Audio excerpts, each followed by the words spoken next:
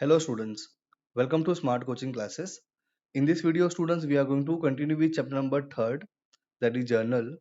In part 1, part 2 we have discussed about basics. Then after that we have also completed sum number 1, sum number 2 and sum number 3. Okay, now in this video students, we are going to start with sum number 4. ये आपका question दिया हुआ है. You have to keep your textbook and notebook in front of you. Alright, so एक एक transactions को read करेंगे हम लोग और फिर उसके जनरल एंट्रीज को पास करेंगे. Very first, as you all can see, question is given as journalize the following transactions in the books of Sanjay General Stores. तो यहाँ पे मैंने मेंशन नहीं किया है ऊपर टॉप में, यहाँ पे आपको मेंशन करना है in the books of Sanjay General Stores. Then you have to write journal entries here. Okay, हर एक सम में आपको ये मेंशन करना है. क्वेश्चन नंबर, पेज नंबर आप लिख के रखो. ऑलराइट, चलो स्टार्ट करते हैं हम लोग. फर्स्ट जर्नल एंट्री आपका 2019 ईयर दिया हुआ है, मंथ जून, एंड 1 जून का ट्रांजेक्शन है. स्टार्टेड बिजनेस, जैसे ये वर्ड आएगा started business, you have to understand that capital लिखना है आपको क्रेडिट साइड में. Alright, started business with cash ₹50,000, bank ₹1 lakh, goods worth ₹50,000. अभी आप देखोगे तीनों ही कैश, बैंक एंड गुड्स, ये क्या है आपका रियल है. रियल में क्या रूल्स क्या है, रियल का डेबिट वर्ड कम्स इन, तो तीनों ही आप कहाँ लिखोगे डेबिट साइड में. टू आप क्या लिखोगे कैपिटल. ऑलराइट, सो इस तरीके से आपकी जनरल एंट्री पास होगी. First you have to write year and month and date, and then you have to pass general entries like this. Cash account should be on debit side, bank account debit, stock of goods लिखो या फिर goods लिखो तो भी चलेगा, account debit to capital. Okay, ये आपका general entry बनेगा. And then you have to write all the amounts here, 50,000, 1 lakh, 50,000, तीनों को आप प्लस करोगे you will gate 2 lakh rupees. Okay, narration में क्या लिखोगे, being business started with cash, banks and goods. Alright, ये हो गया आपका फर्स्ट ट्रांजेक्शन. बहुत ही सिंपल ट्रांजेक्शन था, ऑलरेडी हमने किया हुआ है ऐसे ट्रांजेक्शंस. अभी आते हैं हम लोग ट्रांजेक्शन सेकंड, जो कि है आपका 5 जून को. क्या दिया है देखो, परचेज गुड्स, गुड्स परचेज किया, name of the goods is not mention, नाम नहीं दिया हुआ है. परचेज को हम लोग क्या कंसीडर करते हैं, परचेज क्या होता है एक्चुअली में, एक्सपेंडिचर होता है, एक्सपेंस होता है. एक्सपेंस होता है, इसके लिए हम कौन सा रूल अप्लाई करते हैं, नॉमिनल का. नॉमिनल का रूल क्या है, debit all expenses and losses, इसलिए हम परचेज को कहाँ लिखते हैं, डेबिट साइड में. Goods from Mohan on credit ₹80,000 at 10% trade discount. मतलब आप गुड्स परचेज कर रहे हो किससे, मोहन से. अभी मोहन क्या होगा आपका, मोहन तो आपका बन जाएगा पर्सनल अकाउंट.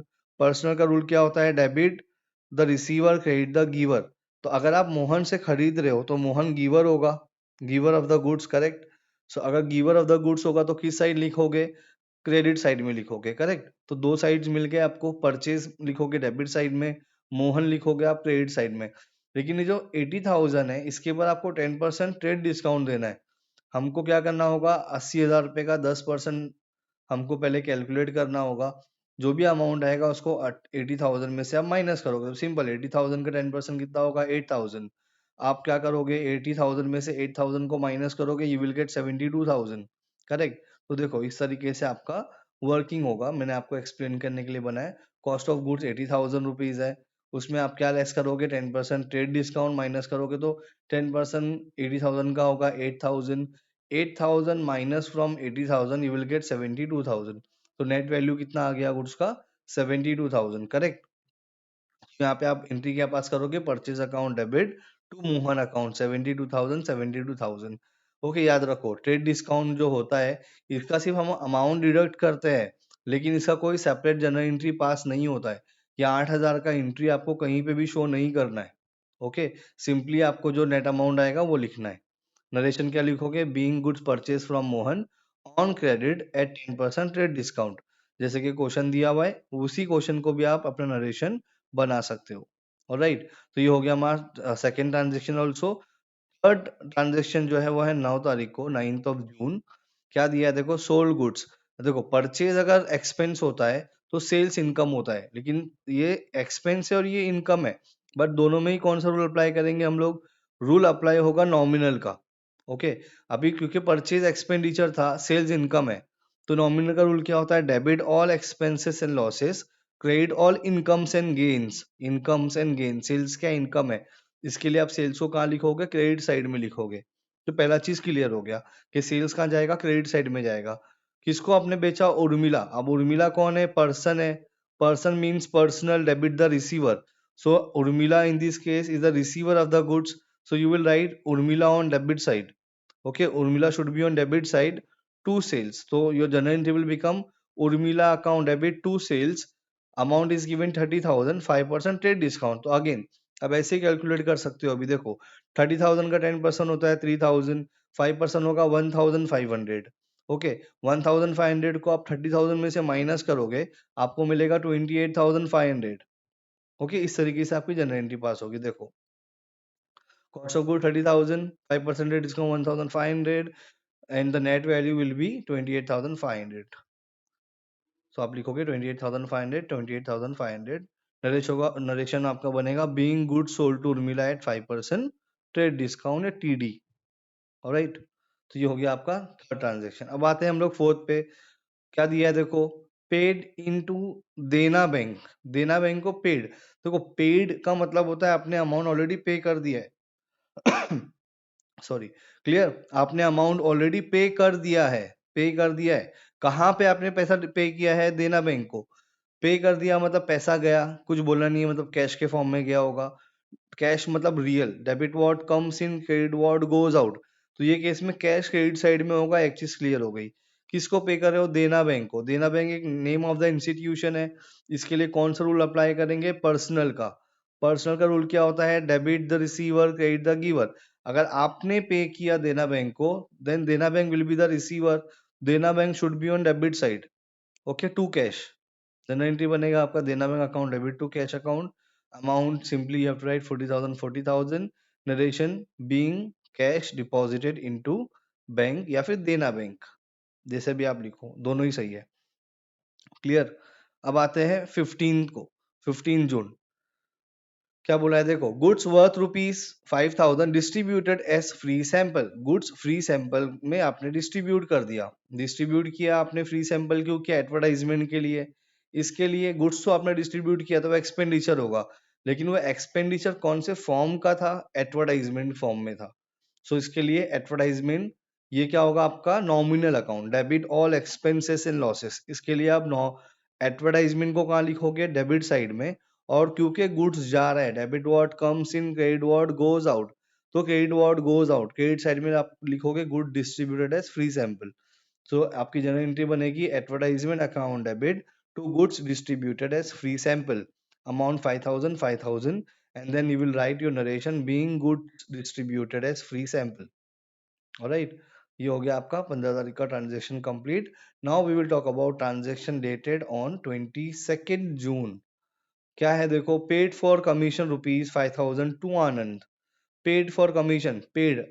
अब यहाँ पे ऐसे ट्रांजेक्शन को, ये बहुत सिंपल ट्रांजेक्शन होता है, लेकिन यहाँ पे बहुत सारे बच्चे गलत एंट्रीज पास करते हैं, बहुत सिंपल होने के बाद में भी. देखो मैं आपको क्लियर कर बता रहा हूँ, पेड, पेड का मतलब है ट्रांजेक्शन ऑलरेडी कंप्लीट हो चुका है, आपने अमाउंट पे कर दिया, पैसा जा चुका है. या तो कैश के फॉर्म में पैसा गया होगा या फिर बैंक के फॉर्म में गया होगा, लेकिन मेन पॉइंट ये है कि पैसा चला गया. Okay, paid. फॉर कमीशन, आपने पे किया किसके लिए, कमीशन के लिए. अब जब आपने कमीशन के लिए पे किया तो कमीशन आपका एक्सपेंडिचर बन जाएगा. एक्सपेंडिचर का मतलब होता है nominal, debit all expenses and losses. इसके लिए कमीशन को आप कहाँ लिखोगे, you will write commission on debit side. You will write commission on debit side. Commission account debit to, paid word दिया है मतलब अमाउंट ऑलरेडी जा चुका है, तो to cash. Debit word comes in, credit word goes out, पैसा जा रहा है, इसके लिए क्रेडिट साइड में लिखेंगे commission account debit to cash. But यहाँ पे नाम भी दिया है देखो, आनंद. तो यहाँ पे बहुत सारे बच्चे कंफ्यूज होते हैं कि कैश ट्रांजेक्शन है कि क्रेडिट ट्रांजेक्शन है. ये क्रेडिट ट्रांजेक्शन नहीं है, क्योंकि अमाउंट आपने ऑलरेडी पे कर दिया है. वर्ड पेड होता है वो आपका सेकेंड फॉर्म, पे और पेड.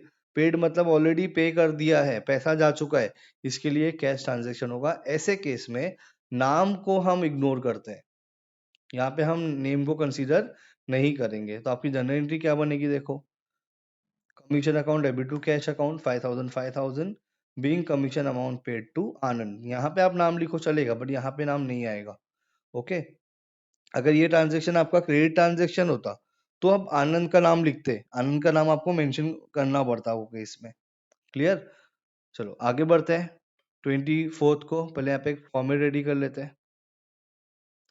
ऑलराइट, चलो 24th को क्या है, रिसीव्ड। देखो जैसे पेड सेकंड फॉर्म था, ऑलरेडी आपने पे कर दिया था। रिसीव्ड का मतलब है कि आपको अमाउंट मिल चुका है। कितना मिला है, 28,000 from Urmila in full settlement of her account by debit card. इसको स्टार मार्क करो, ये इंपॉर्टेंट ट्रांजेक्शन है, क्योंकि ये ट्रांजेक्शन किसी दूसरे ट्रांजेक्शन से रिलेटेड है ऊपर के, जो अभी हमने पास किया।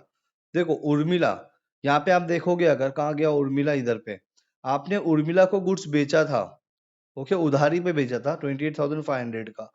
लेकिन उर्मिला आपको 28,500 पे करने वाली थी, बट वो उतना पे नहीं कर रही है, वो सिर्फ आपको 28,000 ही पे कर रही है।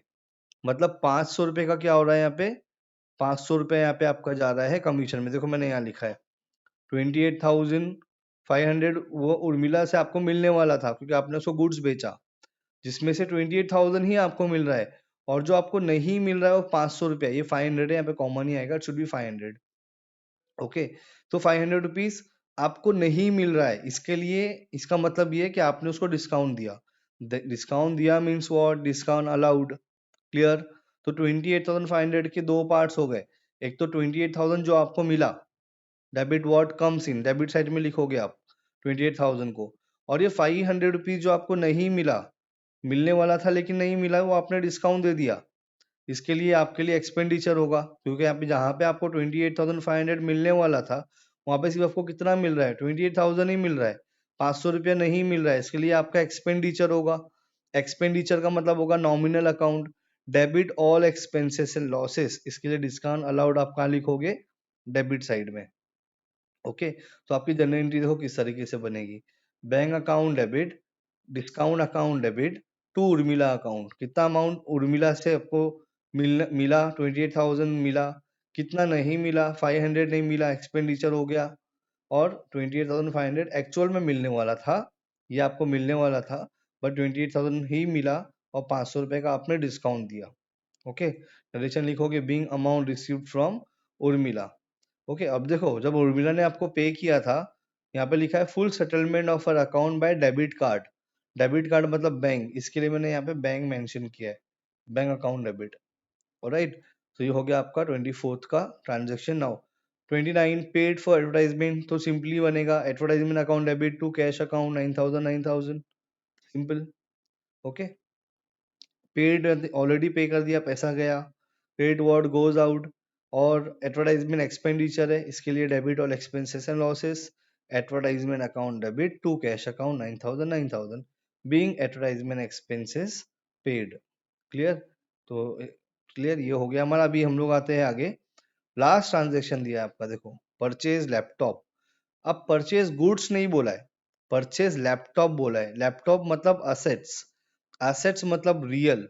Debit what comes in, credit what goes out. आपने परचेज किया, laptop will comes in, therefore you will right laptop on debit side.